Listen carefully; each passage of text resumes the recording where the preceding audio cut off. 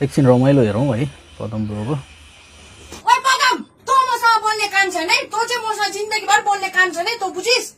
भगवान तपाईँलाई जस्तो मागेको थिएँ मैले त्यही जुडाइदिनु भयो। आज यसकै मुखबाट सुन्नु मलाई बाँकी थियो। यो मसँग बोल्दैन अरे, यो जुनीमा म त्यही नै यसलाई अर्को जुनीमा झुक्काएर पनि मेरो साथमा नजुडाइदिनु। तँ मसँग बोल्ने काम छैन। के भनिस् तैँले? के माया थिस् रे?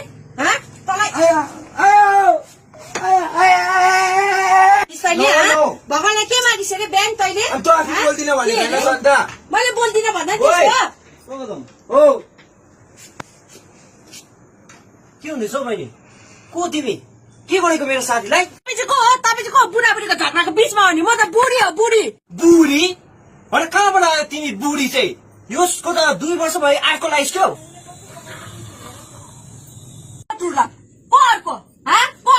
नाममा चाहिँ बुढी हानिदिन्छु छुरी चलिदिन्छु सिलगुडी नै फेरि बुझिस्? बहिनी नगर है बहिनी, छोड बहिनी। कोठुला भनिन्छ दाजु। फेरि आज यहाँ काटामार होला नि फेरि भन्नुहोस्। कोठुला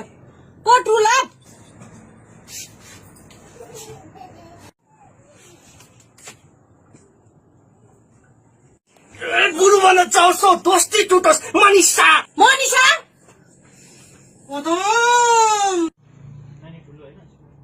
मनी सह भनेको, मनी चाहिँ सह भनेको। म जोत्दिनँ तिमीलाई। पहिला मेरो एउटा केटी थियो, त्यसको नाम चाहिँ उयो थियो, अनमिका थियो। अन्त त्यो चाहिँ किन मनिषा भन्दैछ भने त्यसले पैसा पुरा उडाउँथ्यो, त्यही कारण मनी चाहिँ सह भनेको। बुझ्यौ? म त्यस्तो लाग्ने खालको लाग्छ तिमीलाई?